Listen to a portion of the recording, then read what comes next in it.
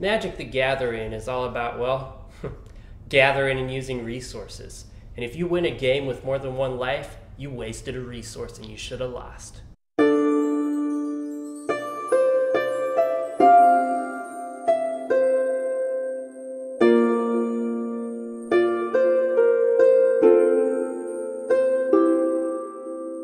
So I started playing Magic about 20 years ago when I was barely, out of my mother, and I've just gotten better and better since then. Actually, my first gold medal was from the Arabian Nights Pro Tour in 1994. Who am I? I'm Balrog. Real name's Corey Pringles, Corey Balrog Pringles. Been on the scene for a while. You got a lot of these hotshot talkers around here with their strategies. I pretty much just go with the flow. Magic has been in me for a while now. I was playing Ultima Online, an MMORPG hardcore PvP experience. When I was 8 years old, I met this ice mage named Wang, and he pretty much taught me how to flow the chi through myself. I was using Windows 98, clicking with my hardcore gamer mouse, and I closed my eyes. I started seeing these brown triangles, and they pretty much told me to go west, and I pretty much just followed my virtue, and I'm here today at the tournament. I've won in Texas 3 times already, twice to 4 people younger than me, once to a girl named Sheila, who I went out with afterwards, but she said something about I didn't have a life or something, so Dark Age of Camelot was another game I enjoyed. Like I mentioned, Ultima Online, which really trained me and got a mage flame in my veins. That was Richard Garriott's creation, Lord British, and may he always be remembered for his space travels. But there's another Richard that influenced my life, the creator of Magic. I'm of course talking about Richard Garfield. Let me just get a totem of mine out here. Fetish has several definitions, one being sexual, but I'm not some, diaper freak. This is more of a fetish in the totem sense. I carry it with me, and Richard's always there. During the battle, I'm sure I'll pull this sucker out tonight, whisper a few sweet nothings, but I don't know if BLT has Richard on his side, but he certainly has a mental illness. I've been brewing this deck I'm going to use over the course of a year, and I've been crunching the numbers, and it has a 99% win rate. I know this. Now, the way this deck works, okay, I'm not going to get too into it because that would destroy the surprise, but basically, you start by dropping a drop land and then tapping a tap land, sacking a sack land to put out a man land, and then use that man land to play a burning man, and then the burning man, that's just to deal with their dirtles, and then you want to bolt them for 3 as soon as you can. And then on your next turn, you're going to want to ramp up so you can play a bunch of your little aggro guys. And after that, basically you want to board wipe. That's going to leave them wide open, let me tell you. And then I'm going to play my finisher, and you're just going to have to watch the game to find out what that is.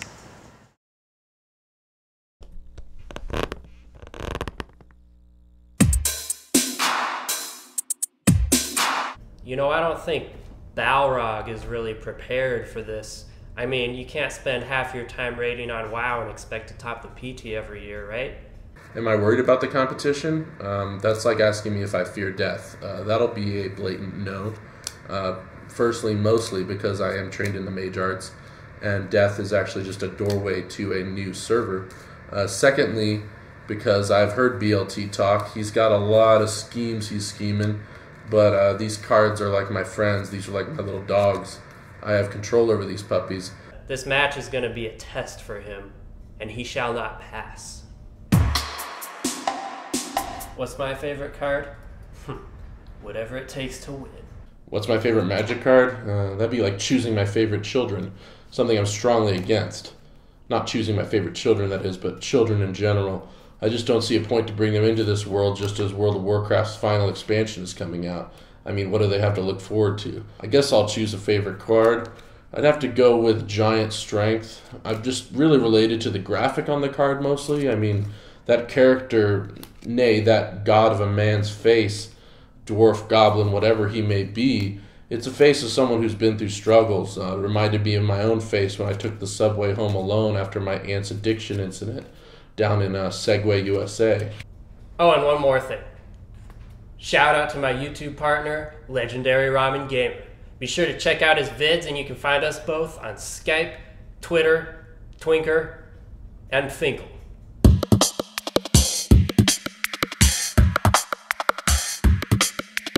And welcome to this year's Magic the Gathering Pro Tourney 2015 Wizards of the Garage. I'm Phil Lazenby. And I'm Bob Doodle. Let's kick this thing off, Bob. We have two very fierce competitors here tonight. That's right, Phil. First off, all the way from Cricklepacker, Missouri, BLT. And hailing from Pep, Texas, we have the great Corey, the Balrog, Pringles. And here we see the two about to start the ceremony of hands. Oh, and the old Flip and Drip. I think they met a couple of years back and something went wrong. Little BLT here is a hair up his asshole. And a scratchy one at that, Phil. Oh, and there we go with an unorthodox shuffle. Oh, and look at that. Orange Crush. Orange Crush. Always enjoy something orange in your mouth. Which is, of course, our sponsor. I've got my spine. I've got my Orange Crush. All right, here we go. They're beginning to work their decks into a shuffle formation.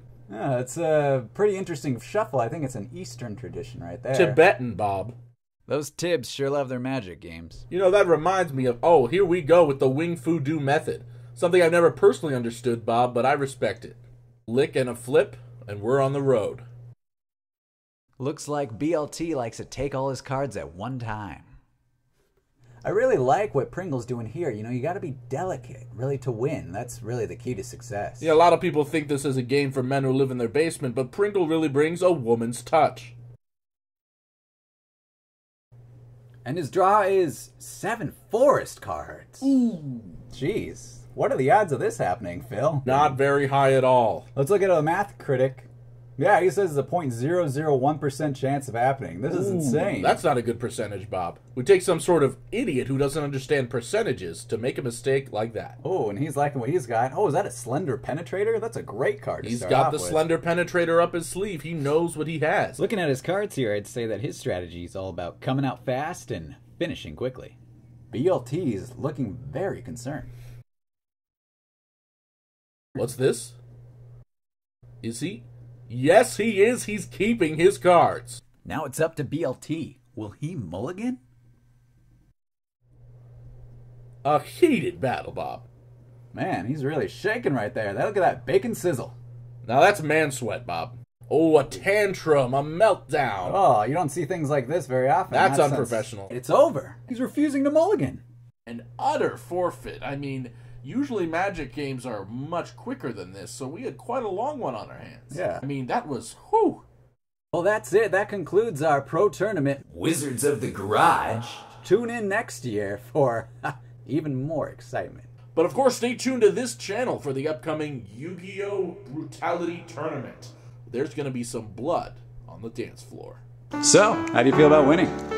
How do I feel about winning? Well, frankly, I could have done better. I'm a little disappointed in myself. I didn't really mage it up at all, but as the great Richard Garfield said, all the world's a stage, and may the cards forever be in your favor. And if you do not, thusly, play on.